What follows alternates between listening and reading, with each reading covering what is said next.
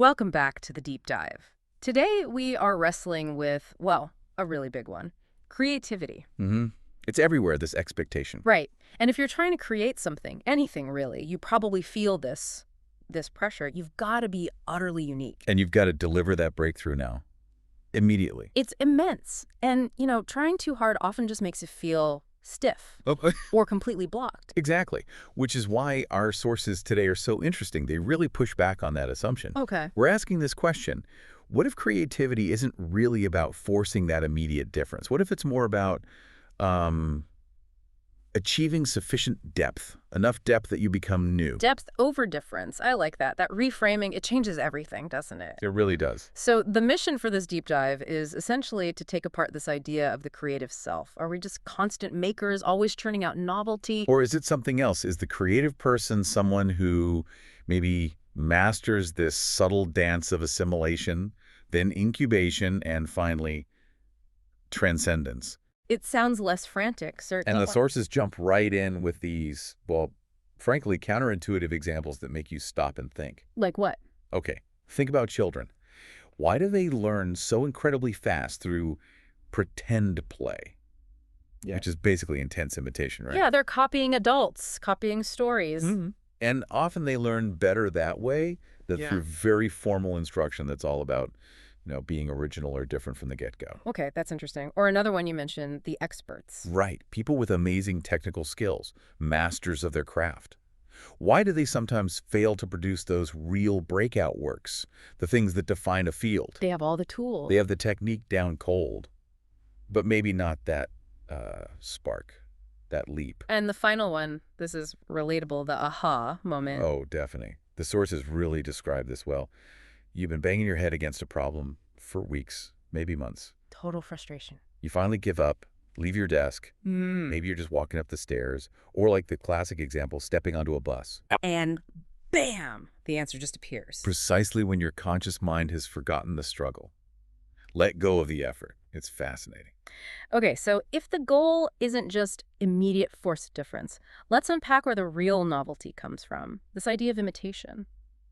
It feels wrong somehow. It does, doesn't it? Yeah. We're taught imitation is bad, it's copying, it's unoriginal. But the source material argues What? that it's actually necessary. Necessary. Like a hallway you have to walk down. It's not the destination, but it's the path to the destination. Imitation doesn't kill creativity. It often prepares the ground for it. The necessary preparation, like gathering material. Exactly. Think about that child again. They repeat sounds, actions, stories. They imitate. And in that very process of trying to replicate, they subtly, almost unconsciously, insert something new. Little variations creep in. The novelty emerges from the quality and depth of the imitation, not in spite of it. We had that great analogy in our notes, the young reader. Oh, yeah, the one who just swallowed books whole. Biographies, encyclopedias, comics, just consumed everything. And for years, apparently, everything they wrote was just derivative. Kind of a pale copy. But that long period of immersion, that deep dive into existing material, it wasn't wasted time. It was creating this incredibly rich underground reservoir. A current of knowledge, from which eventually their own truly unique voice could actually emerge. It needed that foundation. So that period of consumption, of taking things in, that's the setup for what the sources call the three movements of the creative self. Precisely. We need to shift from seeing creativity as just a sudden flash, like lightning, and start seeing it as more of a cycle, something predictable, even manageable, if you understand the stages. Stage one, movement number one, deep assimilation. And the key word there is deep. The sources are really clear. This is fundamentally different from just superficial copying. How so? What's the difference? Well, superficial copying is just, tracing the lines, mimicking the surface. It's purely external. Deep assimilation is about borrowing the language, the underlying structures, the modes of thinking, the techniques of the people who came before you, the masters in your field. Borrowing them, but then? Then comes the hard part. Transforming that external knowledge into your own personal internal material. You have to really digest it, break it down, make it part of your own mental furniture. So it requires real depth, turning outside stuff into your own usable raw material. Exactly. It's active, intense work. Okay, so deep assimilation sounds like really focused effort. But then the next step, incubation, seems to be about stopping. How does that work? It feels like a contradiction. Yeah, it does feel like attention, absolutely. Yeah. But it's crucial. Once you've saturated your mind, really loaded it up with this assimilated material, Right. the second movement kicks in. Unconscious incubation. Your conscious mind actually needs that release. It needs to step back. And when you stop forcing it, That's when the magic happens, apparently. Your brain, quietly in the background, starts linking all those disparate pieces you just absorbed. It starts weaving them together into a new, potentially original structure. it's that persistent rule, isn't it? The one we talked about earlier. Mm-hmm. The best ideas, the novel connections, they often pop up during routine, almost mindless activities. Walking, washing dishes, taking a shower. Exactly. Your conscious mind is occupied with something mundane, but your subconscious, it's doing the heavy lifting, the really inventive work of connecting the dots. Okay, so assimilation feeds the subconscious, then incubation lets it work. What's the third movement? This might be the hardest one. Transcendence of the ego. The ego. Okay. The sources pinpoint the ego, our sense of self, our need for validation, as possibly the single biggest barrier to truly authentic, lasting creation. Why? How does the ego get in the way? Because the ego craves immediate results.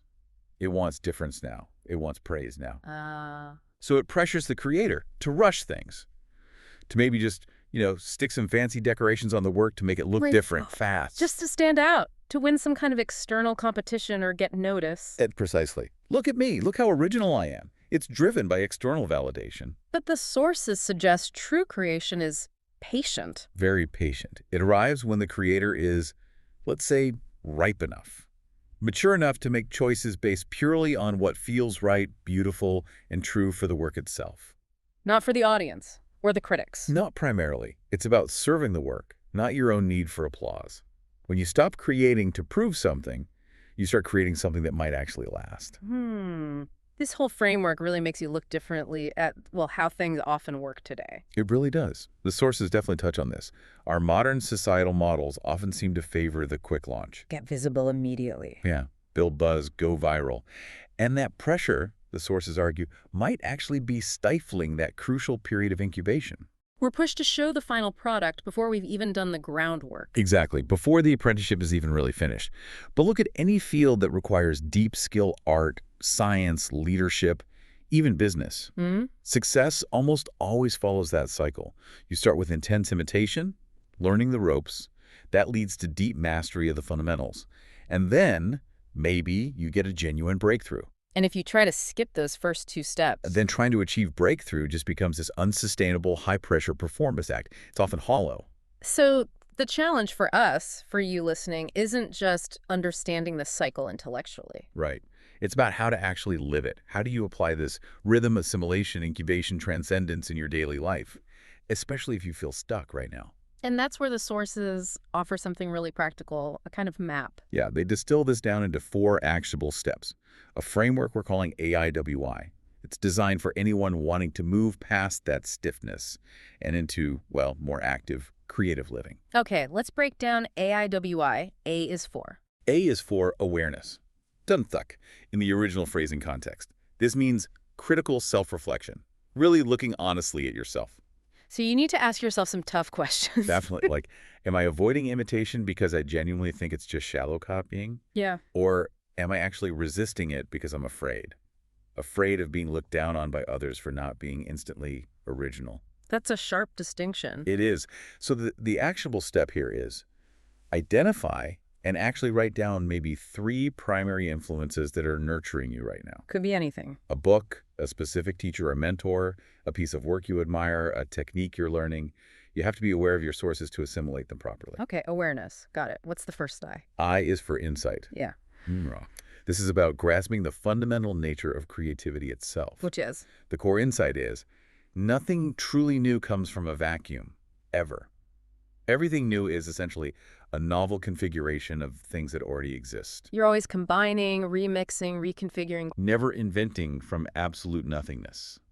Understanding that lifts a huge burden.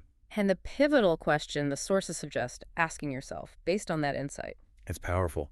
If I didn't need to be different just to get recognition, what would I truly choose to create or explore right now? Wow. That cuts right through the ego pressure, doesn't it? Immediately. It forces you back to the intrinsic motivation, back to the work itself. All right, awareness, insight. Next is W. W is for wisdom, song tri trope. Yes. And wisdom in this context means actively practicing the two necessary but opposing rhythms of the creative life. Opposing rhythms. Yes, it's a dual discipline. Discipline number one is the discipline of correct imitation. Meaning? Actually doing the work, copying masterworks, deconstructing how they were made, painstakingly recreating elements to understand them deeply. Focused assimilation. Okay, that's one rhythm, the active one. And the second discipline is the deliberate opposite, the discipline of letting go. The incubation part. Exactly. Purposeful silence, taking walks, maybe just looking out the window, sunbathing as a source mentioned, consciously creating space for the subconscious to work. So how do you balance these two? They seem completely different. The sources offer a really practical guideline for this balance. The 99-day-1 principle. 99-1. Okay, what does that mean? It's about allocating your effort. The suggestion is dedicate 90% of your creative time and energy to practice. Pure practice, technique, achieving real mastery in your chosen domain. 90%, that's huge. That's the bulk of the work. That's the foundation. The next 9% is about consciously selecting truly refined, high-quality influences to assimilate deeply, being discerning about what you let in. Okay, so 90% practice, 9% choosing influences. What's the last 1%? That tiny 1%. That's where you boldly, consciously place your own unique mark, your personal stamp, your variation, your contribution. So real difference, true originality is like the tiny tip of a very large iceberg of preparation and assimilation. Beautifully put. It's the emergent property of all that groundwork. It's earned, not just declared. Which brings us to the final I in AIWI. The final I is for illumination. Tussang. This isn't really a step you do, it's the outcome. It's what happens when you practice the other three: awareness, insight, wisdom. What happened? When the creator genuinely stops needing to prove themselves, stops needing that external validation so desperately, the work itself starts to gain its own light, its own authenticity shines through. The goal isn't to be this isolated, totally original island. No. No, it's maybe more like living like a mirror, a unique mirror, reflecting the best, the most refined essence of many masters you've assimilated. But framed in a way that is undeniably authentically you. Your unique perspective shapes the reflection. Exactly. Your frame is unique, even if the reflections come from others. So pulling this all together, for someone listening who feels blocked right now, pressured to be original yesterday, what's the core takeaway? I think the sources point towards creativity being fundamentally about your character. It's a personality trait almost. Yeah. It's defined by your patience, your willingness to do the deep work of assimilation, your trust in the incubation process, not just by the product you manage to push out under pressure. It's about the process and the person, not just the product. And the final message, the one that really sticks from the sources, is sharp and clear. Don't fear imitation. Fear shallow copying. Fear just skimming the surface. Embrace deep assimilation. Okay. So if you've been feeling that stiffness, that block, that pressure for instant novelty, we want to leave you with a direct experiment, something you can try, based on today's deep dive. Yeah, try this today or tomorrow. First, choose one teacher whose work you admire, or one specific piece of work, or even just one technique you want to understand better. Okay. Spend 30 minutes actively engaging with it. Copying, studying, deconstructing. That's your focused, deep assimilation time. 30 minutes. Then you must intentionally let go for 10 minutes. No excuses. What does letting go look like? Go for a walk. Sit quietly, stare out the window, breathe. Definitely put your phone down. Allow for that crucial incubation space. Silence is key. All right, 30 minutes assimilation, 10 minutes letting go, and finally, take just a moment to write down a single sentence. Reflect on what happened or what emerged, even if it's tiny. Start the sentence with, "Today, my point of difference sprang from." Interesting. So you're looking for the source of the difference, not just asserting difference itself. Exactly. See where that little 1% might be starting to emerge naturally from the 90 and the 9. It shifts the focus entirely. A fascinating process, depth over difference, assimilation, incubation, transcendence. It's a whole different way to think about creating anything.